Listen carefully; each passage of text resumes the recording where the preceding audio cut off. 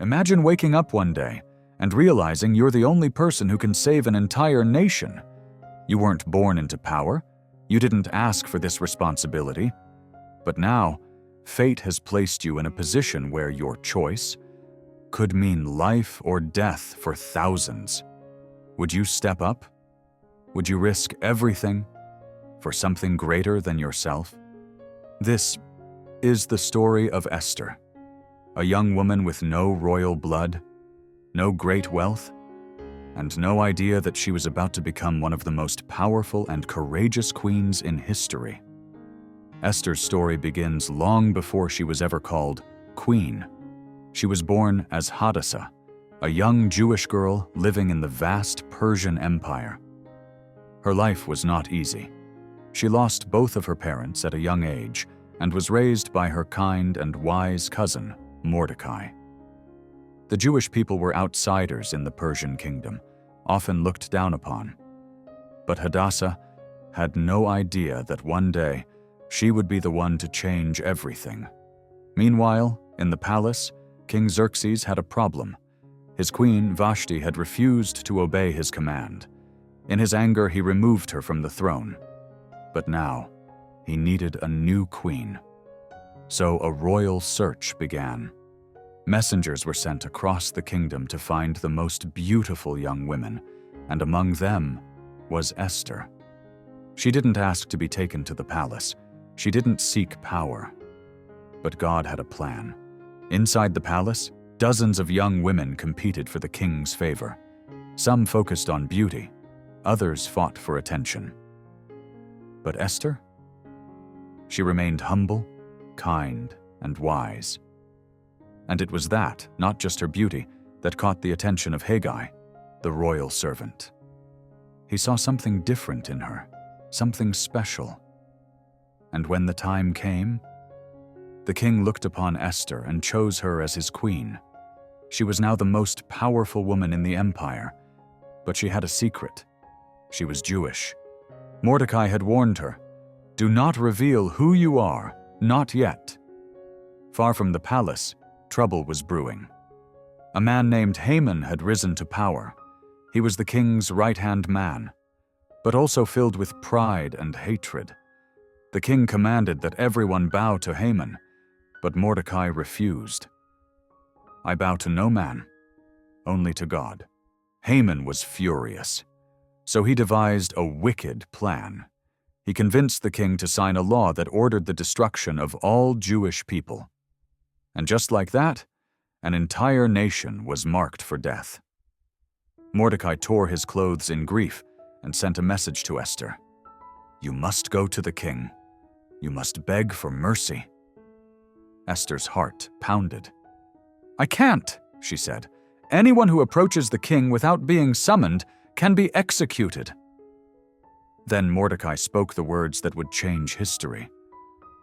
"Do not think you will escape this. If you stay silent, help will come from another place. But who knows? Perhaps you were made queen for such a time as this." Esther took a deep breath and made her decision. "Tell the people to fast for 3 days. I will do the same. Then, I will go to the king. If I perish, I perish." The 3rd day arrived. Esther put on her royal robes. With steady steps, she walked into the throne room, uninvited. The room fell silent. The king looked up. Would he accept her or order her death? Then, slowly, he extended his golden scepter. Esther was safe. Esther didn't rush. Instead, she invited the king and Haman to a special banquet. Haman thought he was being honored, but God was setting a trap. That very night, the king couldn't sleep. So he asked for the royal records to be read to him, and discovered that Mordecai had once saved his life. The next morning, the king ordered Haman to publicly honor Mordecai. At the second banquet, the king asked, "What is your request, my queen?" Esther took a deep breath. "Spare my life and the lives of my people." The king's face darkened. Who would do such a thing? Esther turned to Haman. This man is our enemy." The king was furious, and just like that, Haman fell into the very trap he had set for Mordecai. The Jewish people were saved. Esther had fulfilled her purpose. Have you ever wondered why you are where you are right now? Could it be that you were placed in this moment, in this position, for a greater purpose? Esther's story is not just about a queen who saved her people. It is a powerful testimony of faith, courage, and divine purpose, a reminder that even when God seems silent, He is always at work. God's divine plan. From the very beginning, Esther's life was guided by an unseen hand, an orphan girl chosen to be queen, a hidden identity revealed at the right time, a nation saved through obedience. Proverbs 16:9 tells us, "In their hearts humans plan their course, but the Lord establishes their steps." Even when life feels uncertain, when we cannot see the full picture, we can trust that God is directing our path, just as He did with Esther. Courage in the face of fear. Esther had a choice. She could stay silent, or she could risk everything to save her people. Her famous words echo through time, "If I perish, I perish." But courage is not the absence of fear. It is moving forward despite fear. Joshua 1:9 reminds us, "Be strong and courageous. Do not be afraid, do not be discouraged, for the Lord your God will be with you wherever you go." Like Esther, we are called to be bold in faith, even when the outcome is uncertain. The power of prayer and fasting. Before Esther approached the king, she fasted and prayed. She understood that victory comes not by strength alone, but by seeking divine wisdom. Philippians 4:6-7 tells us, "Do not be anxious about anything, but in every situation, by prayer and petition, with thanksgiving, present your requests to God. And the peace of God, which transcends all understanding, will guard your hearts and your minds." In times of uncertainty, prayer aligns our hearts with God's will. It prepares us for the battles ahead. God lifts the humble Esther was an orphan, a foreigner in a powerful kingdom. Yet God raised her up to be queen. James 4:10 reminds us, "Humble yourselves before the Lord, and He will lift you up." No matter where you come from, no matter how unqualified you feel, God can use you in ways beyond your imagination. God's justice prevails. Haman plotted destruction, but in the end, he fell into his own trap.